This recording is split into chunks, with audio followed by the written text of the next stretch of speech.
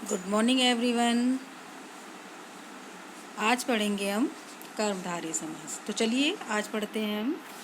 इसकी परिभाषा है, जिस समास में उत्तर पद प्रधान हो तथा पहला पद विशेषण अथवा उपमान। उपमान कहते हैं बच्चों जिसके द्वारा उपमा दी जाए, और दूसरा पद विशेष्य अथवा उपमेय। उपमेय होता है जिसके द्वारा तुलना की जाए हो, उसे कर्मधारय समास कहते हैं। इसके दो रूप हैं। पहला है विशेषतावाचक कर्मधारय। इसमें प्रथम पद द्वितीय पद की विशेषता बताता है। देखते हैं हम उदाहरण। समास है महाराज, तो इसका विग्रह होगा महान है जो राजा। तो प्रथम पद क्या है? विशेषता बता रहा है, और दूसरे पद की विशेषता बता रहा है। राजा कैसा है? महान है। दूसरा देखेंगे हम, महापुरुष, महान है जो पुरुष। आगे नीलाकाश, नीला है जो आकाश। महाकवि, महान है जो कवि। नीलोत्पल, नीला है जो उत्पल, उत्पल कहते हैं कमल को। महापुरुष, महान है जो पुरुष। महर्षि, महर्षि यानी ऋषि, ऋषि दूसरा पद है, और ऋषि की विशेषता क्या है? महान। ऋषि क्या है? महान है। तो इसका विग्रह होगा महान है जो ऋषि। आगे बात करेंगे हम महासंयोग, महान है जो संयोग। शुभ आगमन, शुभ है जो आगमन। सज्जन, सज्जन देखिएगा यानी जन, जन कहते हैं लोगों को, लोग। तो ये हो गया है सत है जो यानी सच्चा। महात्मा, महान है जो आत्मा। सद्बुद्धि, सत है जो बुद्धि। मंद बुद्धि, मंद है जो बुद्धि। मंदाग्नि, मंद है जो अग्नि। बहुमूल्य, बहुत है जिसका मूल्य। पूर्णांक, पूर्ण है जो अंक।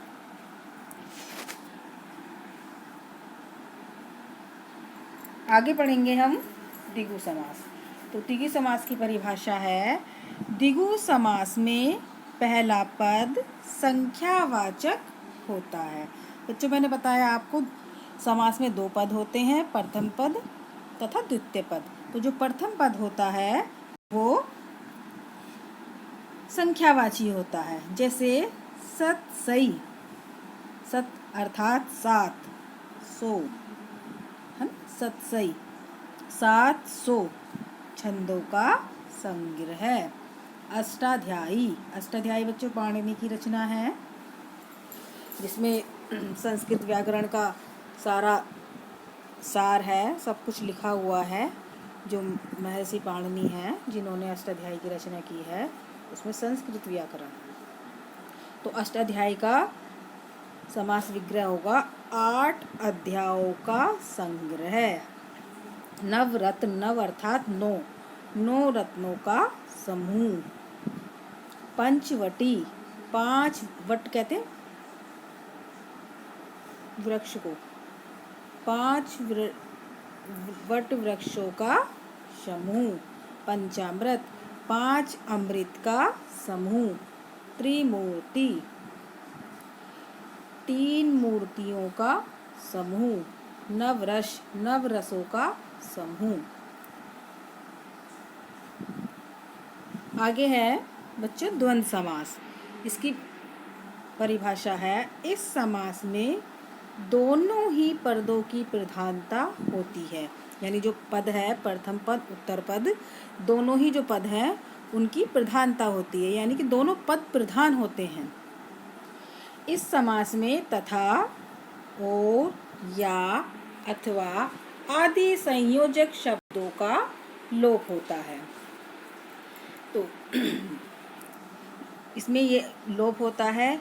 और एक और इसकी विशेषता है बच्चों, जो द्वंद्व समास होता है इसमें योजक चिन्ह लगा होता है इस तरह से।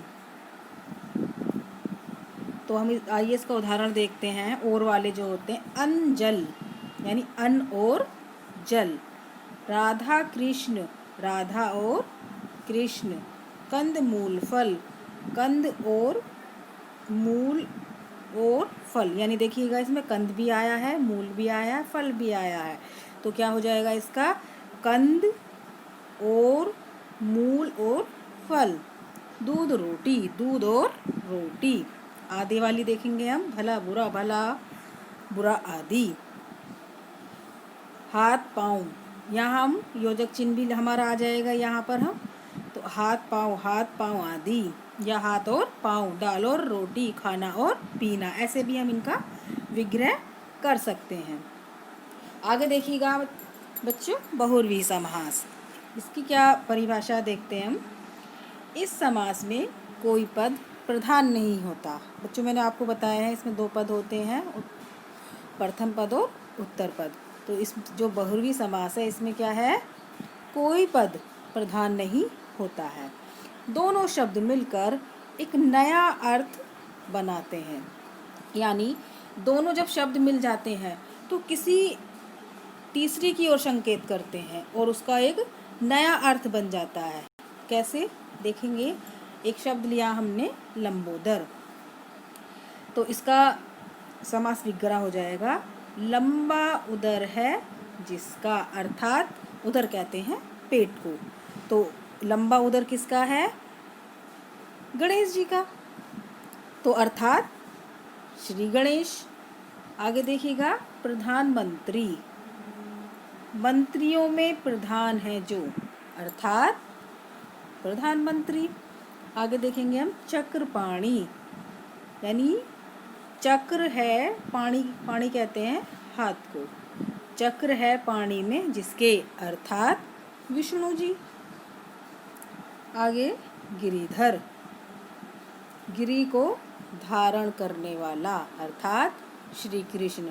आपने देखा होगा श्री कृष्ण जी ने अपनी उंगली पर पर्वत को धारण किए हुए हैं, गोवर्धन पर्वत को, तो इसलिए उन्हें गिरिधर भी कहा जाता है। तो किसी तीसरे विशेष की ओर संकेत दे रहा है, ठीक है ना। आगे देखेंगे, निशाचर, निशा में विचरण करने वाला, अर्थात राक्षस। निशा कहते हैं रात, फिर अचर यानी चर यानी घूमने वाला, यानी रात में घूमने वाला, अर्थात राक्षस। त्रिलोचन, 3 हैं नयन जिसके, 3 नयन किसके हैं बच्चों, भगवान शिव के। तो किसी तीसरे की ओर इशारा कर रहा है, तो इसका हो जाएगा अर्थात शिव। मृत्युंजय, मृत्यु को जीतने वाला। आपने देखा का पढ़ा होगा, एक मंत्र भी है माँ मृत्युंजय मंत्र, तो वही इसीलिए इनको, ये भगवान शिव के द्वारा ही दिया गया है, तो इसीलिए इन्हें मृत्युंजय भी कहा जाता है। चंद्रशेखर, चंद्रमा है शिखर पर जिसके, अर्थात शिव। आपने देखा होगा भगवान शिव के यहाँ शिखर पर चंद्र विराजमान है, तो इसलिए इनको चंद्रशेखर भी कहा जाता है। आगे है चंद्रमौली, चंद्र है मौली पर जिसके, अर्थात शिव जी, इसलिए इन्हें शिव जी भी कहा जाता है। मौली कहते हैं जो इनका वहाँ पर जोड़ा बना हुआ है, उसी के पास में इनके चंद्रमा विराजमान है, इसलिए इनको चंद्रमौली भी कहा जाता है। धन्यवाद।